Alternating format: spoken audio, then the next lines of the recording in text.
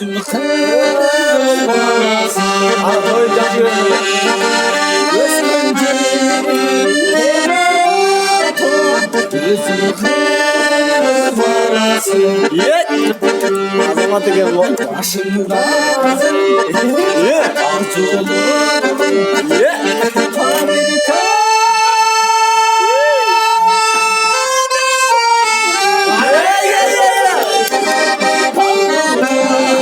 Azamata ne nedir o?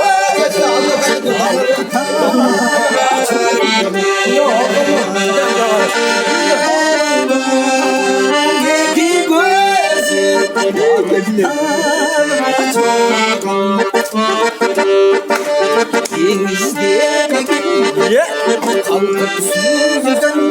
Ye. Ana arkanda ne işiniz yok adam? Ye. Hayır edeceğim o. Valla desin.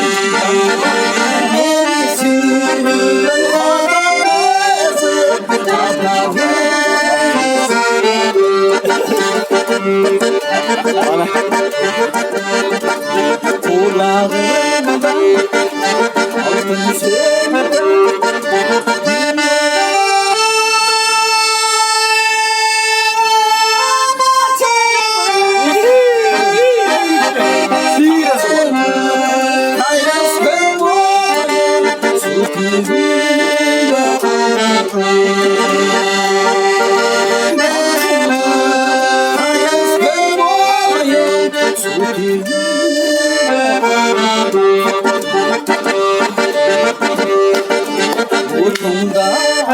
Ye.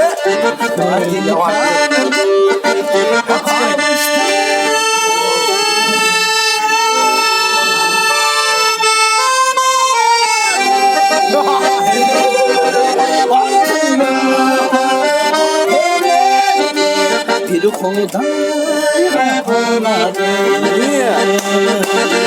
Azamata. Bir konuda Tuvara Ye. Ye. tuvarası yanıma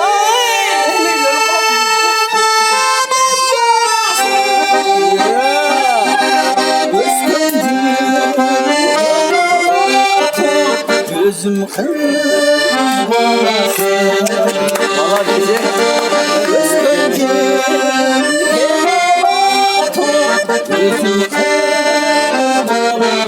Ye.